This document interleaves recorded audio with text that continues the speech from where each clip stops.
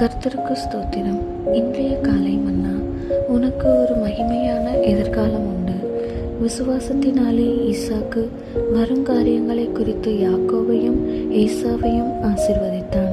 எபிரேயர் 11:20.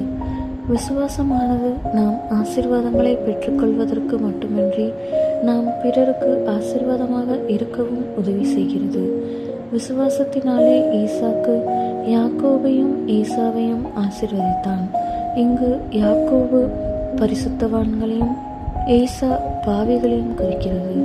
விசுவாசமானது பரிசுத்தவான்களுக்கும் பாவிகளுக்கும் நாம் ஆசீர்வாதமாக மாற நமக்கு உதவி செய்கிறது. ரட்சிக்கப்படுகிறவர்களுக்குள்ளும் கெட்டு போகிறவர்களுக்குள்ளும் நாம் தேவனுக்கென்று நற்கந்தமாக, அதாவது ஆசீர்வாதமாக இருக்கிறோம் என அப்போஸ்தலனாகிய பவுல் கூறுகிறார். நாம் ஆசீர்வாதங்களை பெற்றுக்கொள்வதற்கு மட்டுமல்லாமல் மற்றவர்களுக்கு ஆசீர்வாதங்களை கொடுக்கவும் நமக்கு விசுவாசம் உதவி செய்கிறது. வருங்காரியங்களை குறித்து எதிர்காலத்தை முன்னமே பார்க்கக்கூடிய ஒரு தெளிவான பார்வை விசுவாசத்திற்கு உண்டு. விசுவாசத்தின் மூலமாக வருங்காலத்தை நோக்குபவர்கள் வருங்காலத்தின் ஆசீர்வாதங்களையும் கூட காண்கிறார்கள். அவர்கள் தங்கள் எதிர்காலத்தை குறித்த பயத்தை அல்ல, எதிர்காலத்தின் ஆசீர்வாதங்களையே உடையவர்களாக இருக்கிறார்கள். நாம் நமக்காக வைக்கப்பட்டுள்ள வருங்கால ஆசீர்வாதங்களை காணாவிடில் மற்றவர்களுக்காக வைக்கப்பட்டுள்ள எதிர்கால ஆசீர்வாதங்களையும் காண மாட்டோம். சிலர் வருங்காலத்து பிரச்சனைகளை குறித்தே எப்பொழுதும் கவலையுற்றவர்களாக இருக்கிறார்கள். அவர்களுக்கு வருங்காலத்தை குறித்த ஒரு பயம் இருக்கிறது. அப்படிப்பட்டவர்கள் எவ்வித ஆசீர்வாதத்தையும் பெற்றுக்கொள்ளவோ மற்றவர்களுக்கு ஆசீர்வாதமாக மாறவோ இயலாது.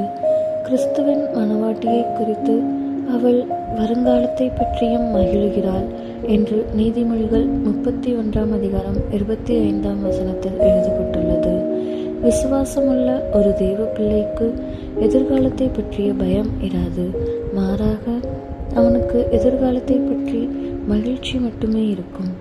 உன்னுடைய கவலைகளையெல்லாம் கர்த்தருடைய பாதத்தில் வைத்துவிட்டு உனக்காக வைக்கப்பட்டுள்ள மகிமையான எதிர்காலத்தை குறித்து மகிழ்ந்து பூரிப்பாயாக. நீங்கள் எதிர்பார்த்திருக்கும் முடிவை உங்களுக்கு கொடுக்கும்படிக்கு நான் உங்கள் பேரில் நினைத்திருக்கிற நினைவுகளை அறிவேன் என்று கர்த்தர் சொல்லுகிறார். அவைகள் தீமைக்கல்ல, சமாதானத்துக்கு ஏதுவான நினைவுகளே.